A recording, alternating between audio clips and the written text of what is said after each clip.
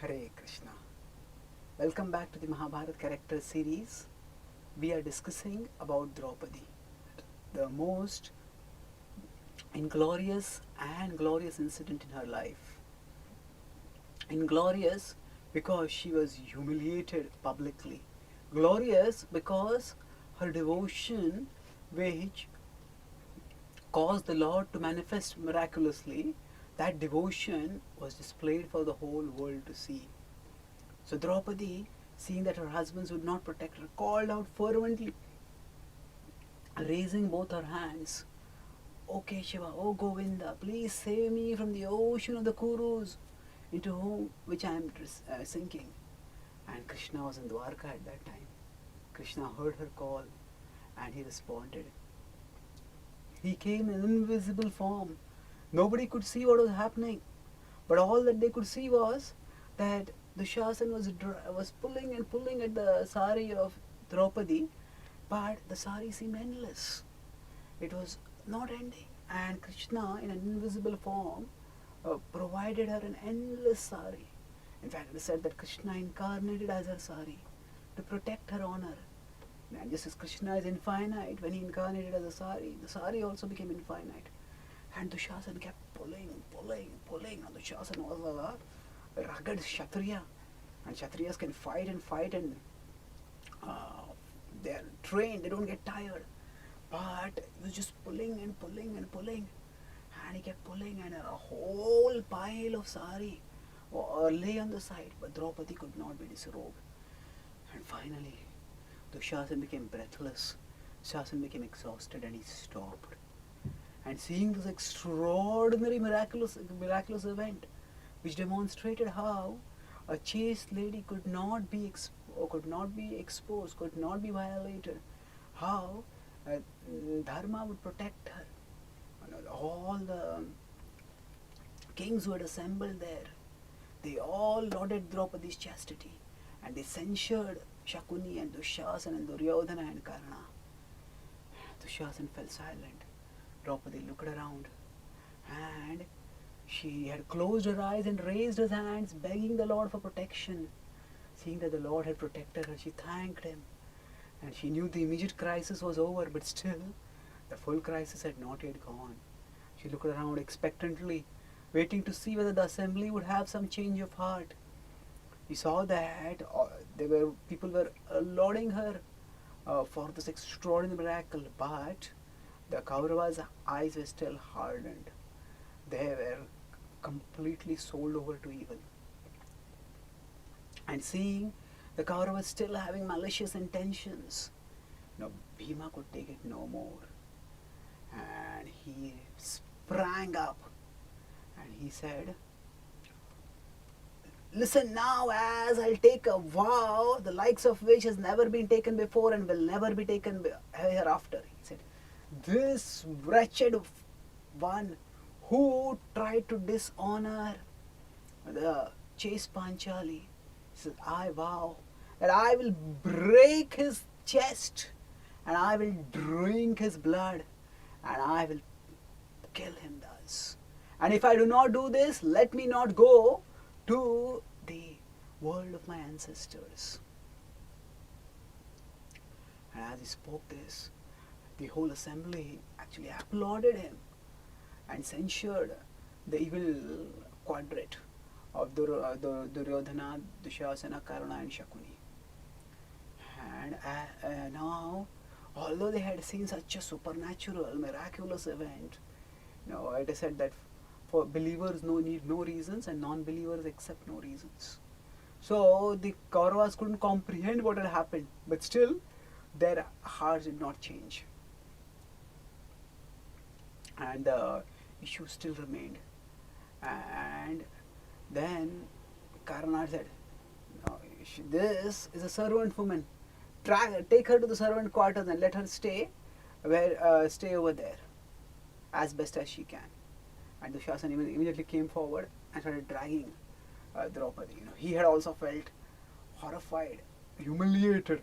Horrified, not that he had been doing something wrong, but horrified that, humiliated that, he had been bested by a mere woman, that he had not even been able to disrobe a woman. So he came forward and he again dragged her by her hair, started dragging. He says, "Oh, wretch, wait." She pulled herself free from there and she folded her hands in front of the assembly. Oh, oh, virtuous assembly, it seems that even in the presence of elders like all of you, how can this vile person drag me away like this? I ask you, have I been one in the assembly, in the gambling match? He says, is it that I, who am the wife of the high soul Yudhishthir, the wife of the Pandavas, who are born in a race which is equal to theirs, have I become a servant maid now? Whatever you say, I will do. But answer my question. And everyone remains silent. Whatever is virtuous, all of you know about virtue. Tell me what is virtuous and I will do that. Draupadi beseeched again and Bhishma felt impelled to speak. And he said, as I said, virtue, what is virtuous is very difficult to determine. And therefore I cannot give any answer.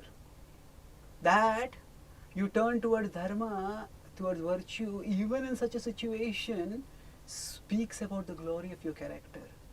Indeed, you are nothing but spotlessly virtuous. And although provoked to such an extent, the Pandavas also stay fixed on the path of virtue. They are also glorious. That the Kauravas have ventured on a path of greed and folly is indication that they are going to be destroyed. Indeed, they look as if they are going to die soon. And he says, he consoled her saying that her adherence to virtue was great. But he said, this question is very subtle. As Yudhishthir was the one who gambled, he should answer your question. And everyone turned towards Yudhishthir. And Draupadi again protested. He said, but he was compelled to gamble by the machinations of evil men.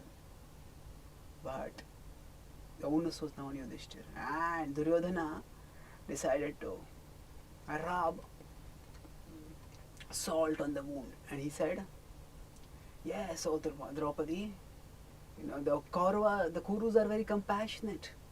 And they are also distressed to see your distress. They do not want you to suffer in this distress.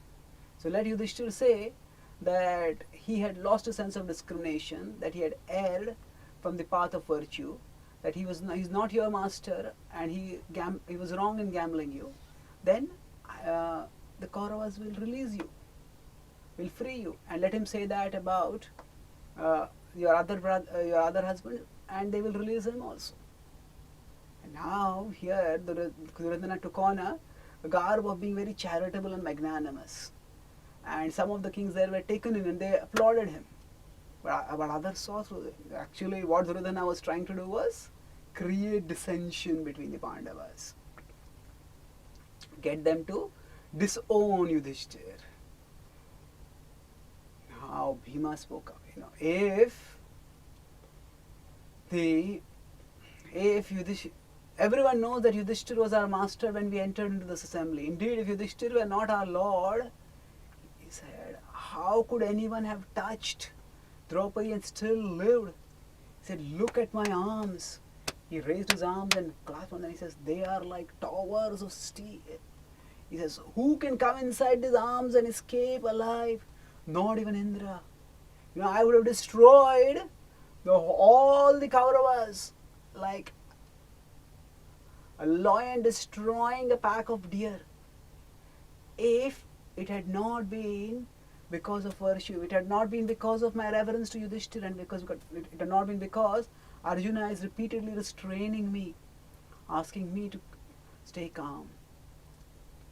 So Bhima, although he was a short-tempered person, although he was infuriated, but still he also did not disown Yudhishthir. Now, Duryodhana, seeing his plan failing, he decided to incite. He could see how Bhima was being torn between the anger that was erupting in him and the virtue that was innate to him, and that was holding him back. And he wanted to inflict more misery on Bhima to incite and infuriate him further. He uncovered his his leg, and exposed his thigh, muscular thigh, and he pointed to it, clasping it. He says, "Oh Draupadi, come and sit here. Come and sit on the lap of your new lord. What have you got to do with these paupers?" And Bhima could take it no more. And says, "Wretch, this thigh I will break to pieces, and I will punish you for this." And Bhima, when he spoke this, smoke, fire and sparks were coming from his whole body. He was looking like Yamaraj, appointed for the destruction of the whole world. And seeing this, Bhishma, Kripa, Drona, Vidura, they all spoke, "Oh Bhima, everything is possible for you. Stay calm, stay calm." And Karna spoke at this point, and he said, "It seems that the elders in this assembly are independent, and they do not seek Duryodhana's interests." And he wanted to incite the Pandavas the further. And as Bhima took this vow, finally Bhima's anger was such that he would erupt any time. Vidura finally spoke. He said that, "O assembly, take a decision. Since Draupadi has asked, and it is our responsibility to answer. If we do not answer, we will be culpable." He told a story of a sage Sudhanva, who had wanted to marry the same woman as Prahlad's son Virochan wanted to marry. So Sudhanva was Angira's son, and both of them brought their conflict to Prahlad, and Prahlad remained silent. And Sudhanva said that if you stay silent and you are expected to give judgment, then you will be culpable. And he was told that Varuna's noose will bound the person who does not give testimony and judgment when the person has a responsibility to give it. And then Prahlad spoke. He says, "Surely your case is correct." I told Virochan, "Submit to him." And he said, "Just as your father, the sage Angiras, is superior to me, similarly, you are superior to my son." And Angiras was, Sudhanva was pleased, and he said, "Because you have adhered to the path of truth, so I bless that your son will live for 100 years. So Vidura said, "If we do not respond to Draupadi's plea, then we'll be destroyed." And he said, "I will give my verdict." He said, because she had been gambled after Yudhishthira had lost himself, she was not lost. And then Karna got up again, and he said, "A woman is always the property, a woman's slave is always the property of a master. And when the master becomes a slave cannot have any property. Therefore, Draupadi has become the property of the Kauravas." Duryodhana said again, he said, I will leave the decision to the Pandavas and Draupadi. If they say that they have not been lost when stake, then I will release them." So Arjuna snorted. He said, "Surely Yudhishthira was our master when we entered this assembly. Whose master he was when he gambled, let the assembly decide." Arjuna was intelligent and did not play into the hands of Duryodhana. He threw the ball back to where it belonged, to the Kuru assembly. And Arjuna spoke this at that time. There was suddenly a jackal howled in Dhritarashtra's sacrifice chamber, which was horribly inauspicious. And in response to that, asses brayed, and then evil birds started screeching. And all these were extremely inauspicious signs. And Vidura said, "O king, things have gone too far now. Stop, otherwise the whole dynasty will be destroyed." Hearing all these inauspicious things. So Dhritarashtra was a person who could not be persuaded by logic and reason. But when there was supernatural exhibition of power, first was Draupadi could not be disrobed, and now all these inauspicious signs started coming in. Then he stopped. He turned to Duryodhana. He was blind, but he turned his head, knowing where he was, and he said that, "Oh, you wicked Duryodhana, because of your greed, you have courted disaster, and you will be destroyed. Stop your shameful activities now." Then he turned towards Draupadi and he said, "Oh Panchali, throughout this terrible assembly, you have stuck to the path of virtue. You are the foremost among all my daughter-in-laws. And I had arranged this gambling match just to see the relative strengths of the Pandavas and the Kurus. Please forgive any hard words, any wrong things that have happened over here. Please ask for some benediction. So Draupadi looked at him. She knew that he had stayed silent throughout all this. Now that he had relented, it was not because of a change of heart, it was awakening of conscience or virtue. It was simply because of fear. So she said, my son Prativindya has Yudhishthira as his father. So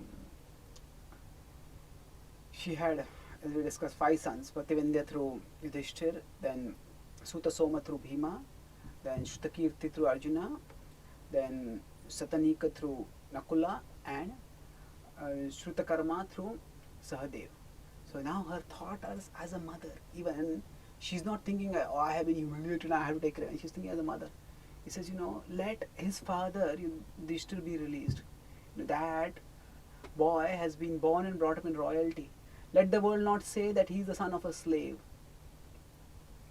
So Dhritarashtra immediately agreed. And he said, please ask something else. He said, let my other husbands be released along with their chariots and their weapons. Dhritarashtra agreed immediately to that also. And he said, ask for something else. So Draupadi, now, she did not, even now, she remained stuck to the path of virtue. And she said, a Brahmani can ask for 3 boons, but a Kshatriyani should not ask for more than 2 boons. Greed destroys virtue. Therefore, I am satisfied with these 2 boons that you have given me. My husband, even now, although she had been so, we could say, so terribly let down by her husbands, instead of thinking that way, she said, my husbands are powerful enough. If they just have their weapons, the chariots, they will gain back. They will gain whatever is required. So Dhritarashtra praised her, and he said, I will give your kingdom back to you. And at that time, now for the Kauravas, this was horrible. This was a nightmare. Now Duryodhana, this was another. He was always like the king. Dhritarashtra would always do whatever he would want. But this time Dhritarashtra had publicly chastised him and had undone the work that he had done. So he couldn't do that. But Karna decided that the very least they could do is they could at least mock the Pandavas. And he started laughing and he said, oh, just see these 5 great heroes. And he spoke the word heroes sarcastically. These 5 great heroes have been saved by a woman. When they were sinking into an ocean of distress, they had to take shelter of the boat in the form of a woman who had to rescue them. I have never heard of such a thing. And they started laughing. And Dhritarashtra and Duryodhana and Dushasana and Shakuni also joined in laughter. Bhima was so enraged, about to pounce. And Arjuna caught him and Arjuna said, oh brother, the wise do not pay heed to the provocative words of the small-minded. They remember whatever good is there in the wicked and act accordingly. Arjuna's words could hardly pacify Bhima. At that time, Yudhishthira, he embraced Bhima and he said, oh brother, be peaceful. And he again folded his hands and Dhritarashtra said, we are your servants, O Lord, tell us what to do. And then Dhritarashtra, now he was in a damage control mode. And he said, oh Yudhishthira, you are always virtuous, always ready to serve your elders. He says, in you resides virtue, in Arjuna resides strength, in Bhima resides strength, in Arjuna resides patience, and in the twins resides reverence and service to the elders. And he said, whatever evil words and evil deeds that Duryodhana has done, please try to forget and forgive them. And if Gandhari and I have done any good, please remember that. And go now in peace. And then the Pandavas departed. So here we see in this incident how it is not just, often this incident is portrayed as Draupadi helplessly called out and Krishna came. Yes, that is true. And she did. But Draupadi also demonstrates her intelligence in trying to avoid the inevitable by raising a point of dharma, by speaking virtuously, reminding others of virtue, and by sticking to virtue throughout. So this is actually an incident in which centrally Krishna is the ultimate savior, but Draupadi comes out as the central heroine over her. And unfortunately, Dhritarashtra's weak-mindedness comes back, and he, under the pressurization of Duryodhana, calls back the Pandavas again, and again there is gambling in which the Pandavas are exiled to the forest. At that time, Draupadi promises Kunti that she will serve her husbands, especially the twins who were always a matter of concern for Kunti, and then Draupadi departs with the Pandavas to the forest. Now, actually, on all this time, Subhadra is with Krishna in Dwarka, and Krishna hears of the Pandavas' exile, and Krishna comes immediately, and they meet in Kamyavan. And when they meet in Kamyavan, at that time, Krishna, Balram is enraged. Krishna is also angry. Balram is also enraged. He says, the Kauravas, when he sees the Pandavas are dressed in ascetic robes, and he says Draupadi is similarly dressed, he says the Kauravas have done such a vile act, and they must be punished. And Krishna is also angry. Krishna is enraged to see this. At that time, Arjuna pacifies Krishna with prayers, and then Krishna approaches Draupadi and he speaks kind words to her. And Draupadi says to Krishna, Krishna, how is it that when I had such 5 great husbands, that I was humiliated like this? And why is it that when I had you as my Lord, that I was humiliated? That I deserve your protection for 4 reasons. Because of our relationship, because of our friendship, because of the respect that you bear for me, and because I adore you as my Lord. You are my Lord and I am your protector. I am your ward. So Krishna consoled her. He said that, oh Draupadi, hear my words. You will be the wife of kings. The sun may become cold, the earth may shatter apart, the oceans may dry, but my promise will never fail. Please be patient in this situation and stick to the path of virtue as you have stuck till now. And when Krishna consoled her thus, she felt solaced and encouraged. And Draupadi lived the period of exile with great determination, serving her husbands to the best of her capacity. For her, when Arjuna departed to the heavens, it was a mortifying moment. At that time, she turned to Bhima whenever she needed something, and you know how she triggered Bhima to his adventurous deeds in getting the 1,000-petal lotus from Kuvera's abode. These were the small joys for her in her forest stay, and she eventually, she faced dangers even in the forest. Jayadratha tried to kidnap her, seeing her beauty. Now again, this was a temptation, but there was no question of Draupadi being tempted at all. When Jayadratha sent his son Kokita with his ludicrous proposal, Jayadratha thought that he was actually being very magnanimous. Who is this damsel in a forest? I will make her my queen. But for Draupadi, it was abominable, and she rejected it outright. And then when Jayadratha came out, she was initially very, as a cultural host, she spoke gentlemanly. She says, there is water, please wash your feet, and my husbands will come soon, and then they will serve you. And Kokita came first and spoke to her. She immediately covered her head with her veil, and she said, I should not be speaking with you alone. A woman should not be there with another man apart from her husband. But because of etiquette, because there's no one, so I'll answer your question. And she tells who she is.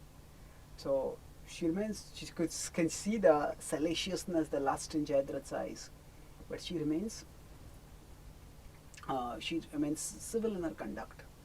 But then when Jayadratha starts making unwarranted advances, she warns him, telling him about how powerful her husbands are and how they will destroy him. Jayadratha just laughs. He thinks she's just a fiery lady.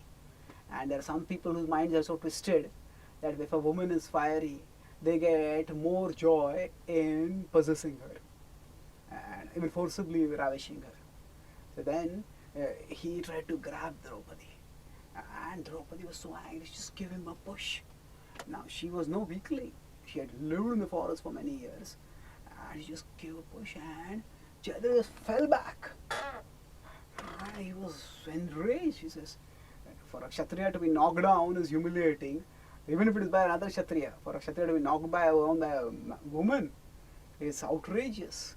He's got up and grabbed her, and he started dragging her. And Draupadi resisted, but she was overpowered, and she was dragged away again. But although she was dragged away, there was the Dhaitriki, her maidservant. She tried to protest and scream, but there was no one. The Pandavas were far away, and their priest ran along with the chariot trying to chastise and check Jayadratha. Now Jayadratha was holding on to Draupadi, but finally when the Pandavas started coming, and Jayadratha saw these 5 formidable looking warriors, and he was alarmed. He said, "Who are they?" And now, of course, Jayadratha had seen the Pandavas earlier, but when in the forest, living in the forest, they were dressed in ascetic garbs and they looked very different. So he couldn't easily identify. And then Draupadi laughed, and she said, having courted death, what is the use of this question that you are asking now? But still, as a dying man's request should be fulfilled, so I'll answer your question. Draupadi was so completely confident that her husband would save her.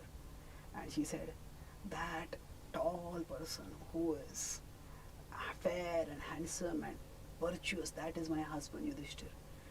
And that hefty person who's as tall as a sala tree, who's biting his lips in rage and whose brows are furrowed so that both his eyebrows are almost sticking together, who's mad with anger, that is Bhima, and there is no one in the world who can match him in strength. And that person is carrying a huge bow, whose complexion is dark, who has powerful arms, who is the peerless archer in the whole world. That is Arjuna. And that person who is the personification of handsomeness. There is no one in the 3 worlds as handsome as him. That is Nakula. And that person who is waving his sword, who has no equal in sword fighting in the whole world, that is Sahadev. Now that those 5 are going to come upon you, there is no hope for you to survive. Jayadratha was alarmed. So alarmed was he. It was the sight of the Pandavas, and then the speech of Gaurapi was so scary that he practically dropped Draupadi and he just got off his chariot. He felt that the chariot would not take him far enough. The chariot would be like a target for him. So he got off the chariot and started running away. And Yudhishthir went to Draupadi to console her, and Bhima and Arjuna started charging after Jayadratha.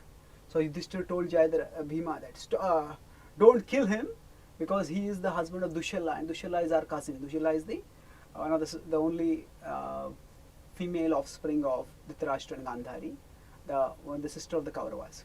So Draupadi was enraged, and she said, one who has taken another man's wife, that person should not be spared, no matter what happens. She told Bhima and Arjuna, he says, if you want to please me, then do not spare this person. So then Bhima and Arjuna caught and arrested Jayadratha. They were angry. Bhima was about to kill him, but Arjuna checked him and they brought him back to Yudhishthir. And then Draupadi saw how she had been arrested and humiliated. Her heart was soft, and she remembered Dushala, and she did not want to make her a widow, and she said, let him go. The Pandavas, Bhima had already cut off his head and humiliated him, and that humiliation, which was like death, was a good enough punishment.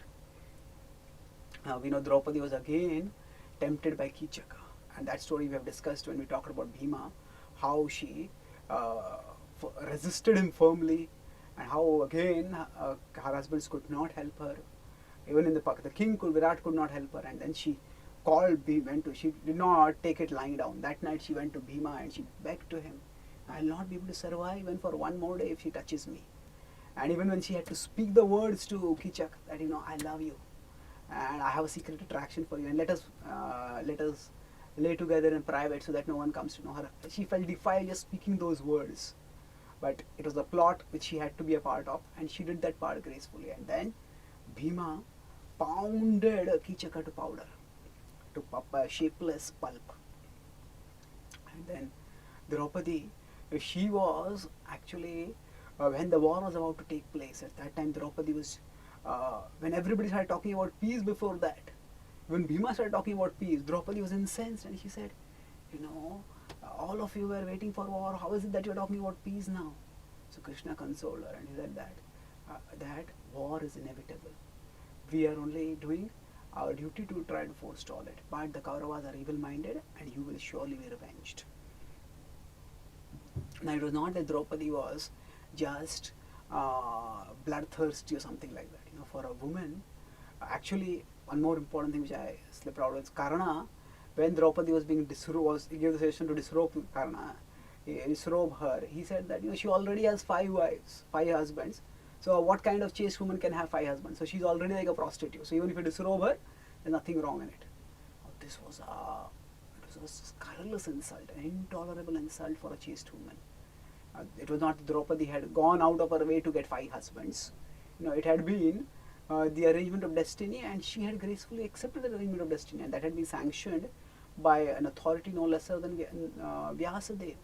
So to equate that arrangement, which had been sanctioned by a great sage like Vyasadeva, calling that as equating that with the arrangement that a woman of the oldest profession has with multiple men, it is horrible.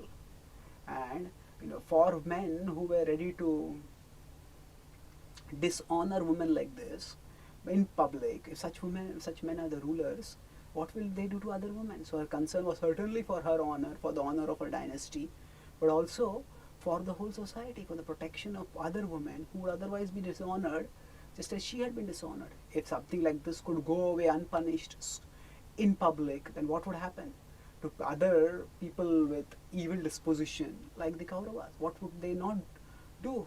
They would have no fear at all. So Draupadi eventually, she stayed by, she when Abhimanyu passed away, it was she who consoled Uttara, his widow, and then later on when she had to withstand the terrible pain of seeing all her 5 sons slaughtered, then also we see her forgiving nature.